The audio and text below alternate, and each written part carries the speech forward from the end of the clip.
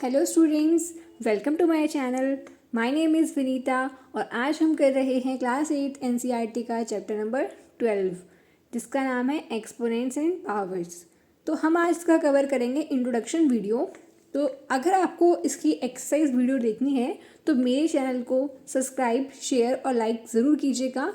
तो स्टार्ट करते हैं अपने इंट्रोडक्शन पार्ट से। तो सबसे पहले हम देखेंगे कि एक्सपोनेंट्स का मीनिंग क्या होता है और पावर का मीनिंग क्या होता है। तो मैंने यहाँ पे आपको एग्जाम्पल दे रखा है जिसमें हमने बोला है 10⁻⁴।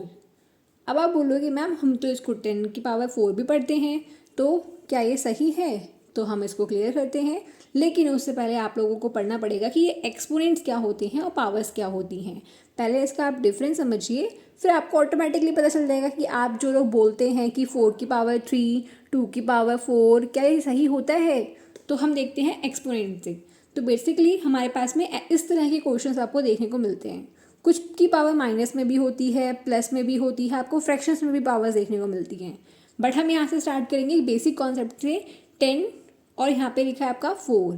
तो 10 को हम क्या पढ़ते हैं बेटा जी? बेस। जो हमारा यहाँ पे जो नंबर लिखा होता है इसको बोलते हैं हम बेस, और उसकी जो भी आपकी पावर जो आप बोलते हो या एक्सपोनेंट जो हमारा होता है उसको, या फिर 10 की पावर जो ऊपर मैंने यहाँ पे 4 बना रखा है इसको पढ़ते हैं हम एक्सपोनेंट।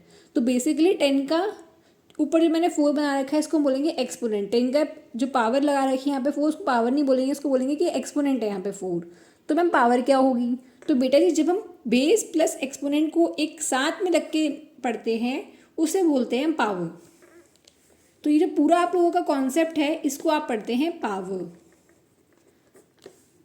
जिसमें बेस भी हो और एक्सपोनेंट भी हो, तब हम उसको बोलते हैं कि पावर है इसकी। ठीक है, तो अब समझ में आया कि अगर हम 10 की पावर भी बोलेंगे, 10⁻⁴ बोलेंगे तो उसमें बेस भी है, एक्सपोनेंट भी है, तो हम इसको पावर पढ़ेंगे तो इसका मतलब भी ये करेक्ट है। और जब हम एक्सपोनेंट की बात करेंगे तो सिर्फ और सिर्फ ये चीज़ जो हमारी होती है इसको बोलते हैं हम अपना एक्सपोनेंट। चलो फिर आगे बढ़ते हैं। अच्छा, इसका मतलब क्या होता है? अगर यहाँ पे लिखा है 10⁻⁴ या 10⁻10, इसका मीनिंग क्या होता है? इसको पढ़ते कैसे? तो पहले तो पढ़ते हैं, हम इसको लिखते हैं 10⁻⁴।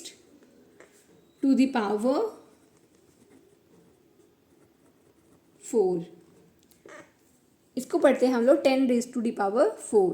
5⁻²। यहाँ पे अगर मैं लिखूँ 5⁻²।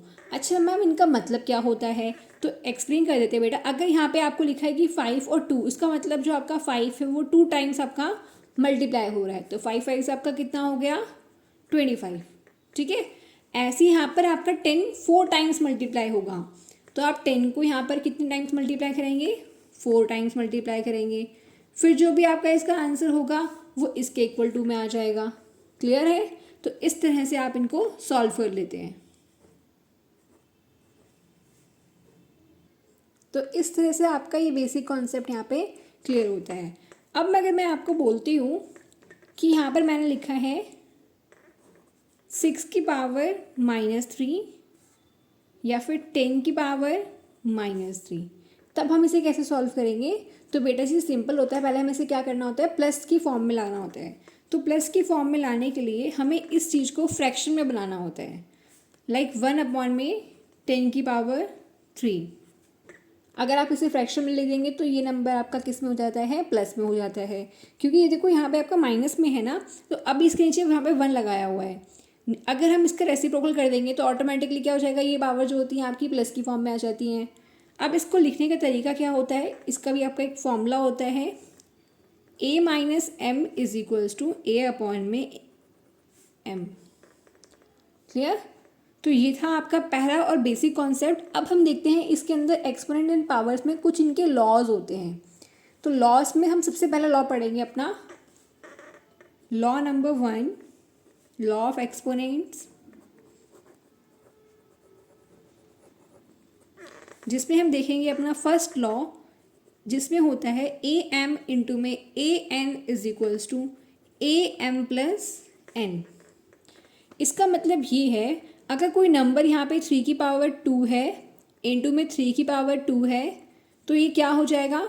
आप 3 को यहाँ पे कॉमन मान लेंगे और जो आपकी पावर्स हैं आपस में, एक्चुअली मैंने यहाँ पे सेम पावर रख ली, मान लेते हैं यहाँ पे 4 है। ठीक है, 3⁻4। तो अब मेरा यहाँ पे m का मतलब क्या हुआ, दूसरा नंबर, n का मतलब क्या हो गया, दूसरा नंबर, और a का मतलब मैंने यहाँ पे सेम नंबर लिख लिया। तो अब इसमें क्या होगा, जो आपकी पावर होती है, बेसिकली पावर कह रही हूँ सॉरी, बेस जो है आपका, इसको आप कॉमन ले लेते हैं 3, और इन दोनों को आप आपस में क्या कर देते हैं, प्लस। तो 4 + 2 कितना हो गया, 6। तो 3 की पावर अब कितनी हो जाएगी आपकी, 6, 3⁻6। तो ये था आपका फर्स्ट लॉ। अब बढ़ते हैं हम अपनी सेकंड लॉ की तरफ। लॉ नंबर सेकंड, जिसमें हमारा लॉ कहता है अगर a की पावर m है और वो डिवाइड हो रही है a की पावर n के साथ, तो इसका आंसर क्या हो जाएगा, -m-n। तो ले लेते हैं अपना एग्जाम्पल एक फिर से। अगर मैंने आपको बोला 7 की पावर कितनी है, 5, डिवाइडेड बाय 7 की पावर कितनी है, 2, तो आंसर कितना आ जाएगा, अगेन 7 को ले लिया हमने कॉमन और 5 को कर दिया 2 के साथ में माइनस। तो आंसर कितना आ जाएगा हमारे पास में, 7⁻3। क्लियर। अब आप सोच रहे होगे कि मैम ये एक्चुअल में ऐसा होता कैसे है, तो मैं आपको एक्सप्लेन कर देती हूँ। लेट सपोज कि यहाँ पे आपका कितना था, 7⁻5। तो इसका मतलब है कि 7 आपका कितनी बार मल्टीप्लाई हो रहा है, 5 टाइम्स, और ये डिवाइडेड बाय है 7⁻2 के साथ, यानी कि 7 कितनी बार मल्टीप्लाई हो रहा है, 2 के साथ। तो अगर हम इसे कट कर देंगे तो हमारे पास में आंसर कितना बचेगा, 7⁻3, मतलब 7 कितनी बार मल्टीप्लाई हो रहा है, 3 टाइम्स मल्टीप्लाई हो रहा है।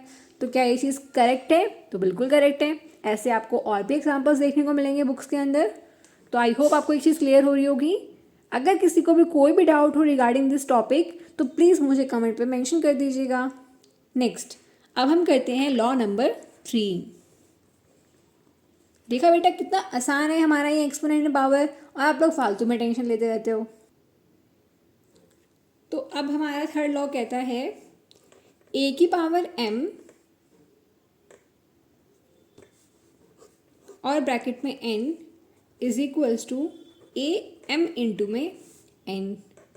एग्जाम्पल में ले लेते हैं, 7 की power 2 and 3 is equals to 7 आ गया हमारा नीचे एक बेस, इनको आपस में हमने कर दिया मल्टीप्लाई। तो 2 इंटू में 3 कितना हो जाएगा हमारे पास, 6। तो 7 की पावर कितनी होगी हमारी, 6। अब इसको सॉल्व भी कर लेते हैं। तो एक्चुअल में यहाँ पे कितना बोला गया था, ब्रैकेट के अंदर 7 कितनी बार मल्टीप्लाई हो रहा है आपका, 2 टाइम्स, और पूरी के ऊपर पावर आ गई है 3 टाइम्स। तो इसका मतलब ये जो 7 है आपका कितनी बार, ये आपका 7 कितनी बार मल्टीप्लाई होगा, 3 टाइम्स। तो अब आप जब इसको 7 को 3 टाइम्स मल्टीप्लाई करेंगे तो टोटल 7 कितने हो गए आपके पास में, 1 2 3 4 5 6। तो आंसर कितना है हमारा, 6। तो ये था हमारा थर्ड लॉ ऑफ एक्सपोनेंट। तो अभी की वीडियो में हम लोग इसके 3 लॉज पढ़ेंगे, नेक्स्ट वीडियो में हम इसके बाकी के लॉज को कवर